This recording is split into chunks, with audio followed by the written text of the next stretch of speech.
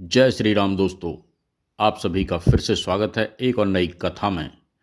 और मैं भगवान से प्रार्थना करता हूं कि आप और आपका परिवार हमेशा स्वस्थ रहे, मस्त रहे। तो दोस्तों, आज की कथा है विश्वनाथ की नगरी काशी की महिमा।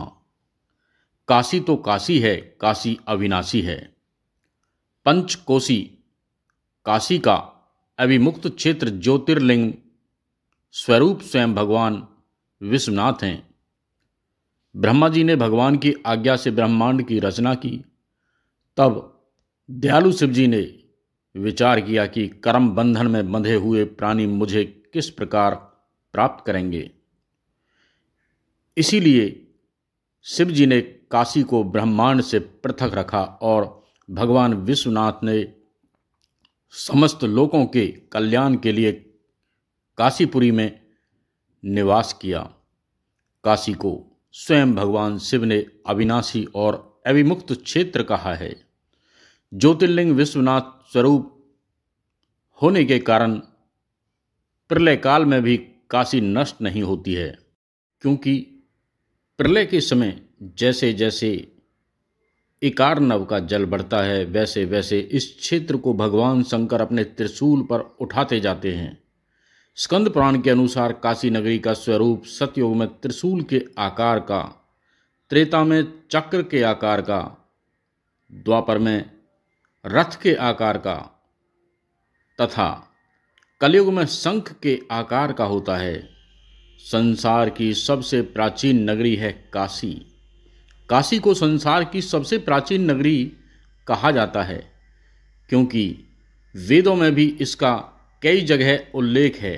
पौराणिक मान्यताओं के अनुसार पहले यह भगवान माधव की पुरी थी, जहां श्री हरि के आनंद अश्रु गिरने से वह स्थान बिंदु सरोवर बन गया और भगवान यहां बिंदु माधव के नाम से प्रतिष्ठित हुए। दोस्तों, आप बने रहें इस कहानी में। आगे मैं आपको और अच्छी जानकारी देने वाला हूं। एक बार भगवान शंकर ने ब्रह्मा जी का 5वां सिर अपने नाखूनों से काट दिया। तब वह कटा सिर शंकर जी के हाथ से चिपक गया।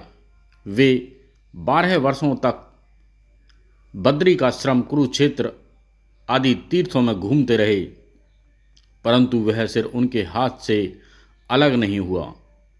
ब्रह्मदेव का सिर काटने से ब्रह्म हत्या स्त्री रूप धारण करके उनका पीछे करने लगी। अंत में जैसे ही उन्होंने काशी की सीमा में प्रवेश किया, ब्रह्म हत्या ने उनका पीछा छोड़ दिया और स्नान करते ही उनके हाथ से चिपका हुआ कपाल भी अलग हो गया। जिस स्थान पर वह कपाल छूटा वह कपाल मोचन तीर्थ कहलाया जाता है। तब शंकर जी ने भगवान विष्णु से प्रार्थना करके उस पुरी को अपने नित्य निवास के लिए मांग लिया। इस संबंध में भी एक पौराणिक प्रसंग आता है। राजा मनु के वंश में उत्पन्न सम्राट दिवोदास ने गंगा तट पर वाराणसी नगर बसाया। एक बार भगवान शंकर ने देखा कि पार्वती जी को यह अच्छा नहीं लगता कि वे सदा पति के साथ पिता के घर यानी हिमालय पर रहें। अतः पार्वती जी को प्रसन्न करने के लिए उन्होंने हिमालय छोड़कर किसी सिद्ध क्षेत्र में बसने का निर्णय किया।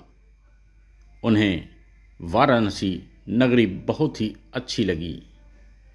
शंकर जी ने निकुंभ नामक गण को वाराणसी नगरी को निर्जन करने का आदेश दिया।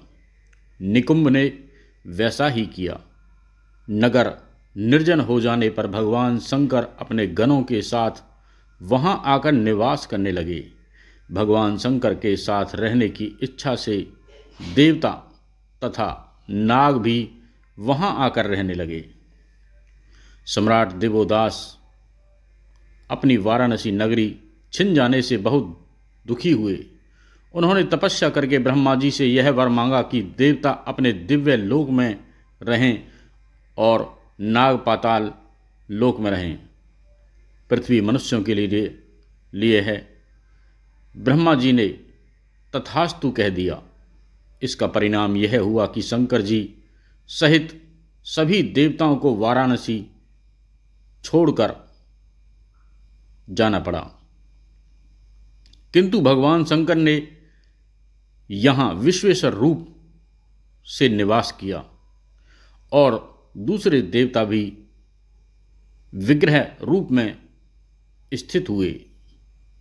भगवान शंकर काशी छोड़कर मंदराचल चले तो गए, किंतु उन्हें अपनी यह पुरी बहुत प्रिय थी।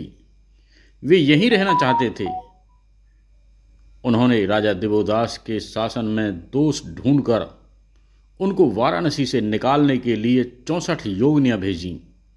वे योगिनियां 12 मास तक काशी में रहकर राजा और उनके शासन में दोष निकालने का प्रयत्न करती रहीं, परंतु सफल नहीं हुई। राजा ने उन्हें एक घाट पर स्थापित कर दिया। शंकर जी ने सोचा, सूर्य लोक चक्षु कहलाते हैं, अर्थात वे समस्त संसार की आंखें हैं, उनसे कुछ भी छिपा नहीं है। अतः राजा दिवोदास के राज्य में दोष ढूंढने के कार्य के लिए उन्होंने सूर्यदेव को भेजा, किंतु वाराणसी पुरी का वैभव देखकर सूर्यदेव चंचल लौल बन गए और अपने 12 रूपों में यहीं बस गए। ये 12 सूर्यों के नाम इस प्रकार हैं।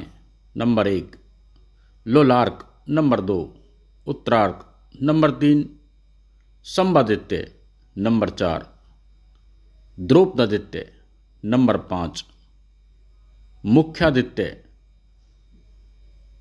नंबर 6 खगोला का दित्य, number 7 Arunaditya, number 8 Vriddhaditya, number 9 Keshavaditya, number 10 Vimaladitya, number 11 Gangaditya और नंबर 12 यमादित्य।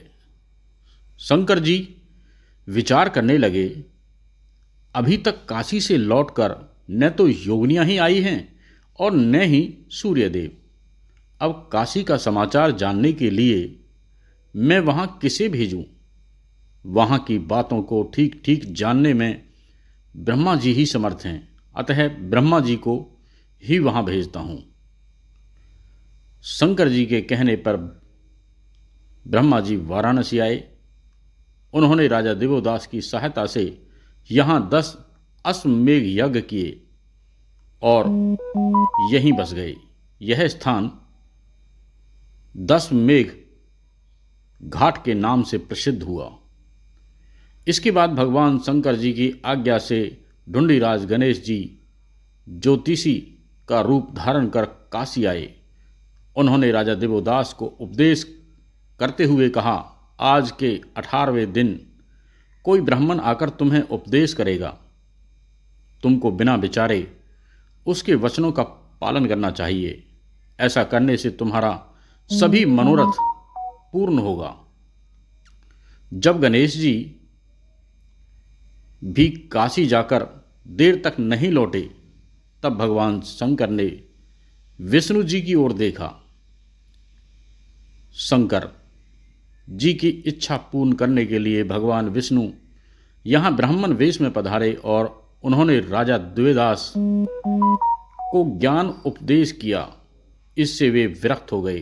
राजा दिवोदास ने एक शिवलिंग की स्थापना की और जैसे ही स्तुति करना प्रारंभ किया, आकाश से शिव पार्षदों से घिरा हुआ एक दिव्य विमान उतरा और राजा दिवोदास विमान में बैठकर शिवलोक चले गए। तब भगवान शंकर मंदराचल से आकर काशी में स्थित हो गए। तभी से काशी के देवता कहलाए। तो दोस्तों, आपको ये कथा अच्छी लगी हो तो इसे ज़्यादा से ज़्यादा लोगों में शेयर करें, लाइक करें, कमेंट्स करें। आपने हमारे चैनल को अभी तक सब्सक्राइब नहीं किया हो तो इसे सब्सक्राइब कर लें। तो फिर मिलते हैं एक और नई कथा के साथ। जब तक के लिए जय श्री राम, जय बाबा भोलेनाथ।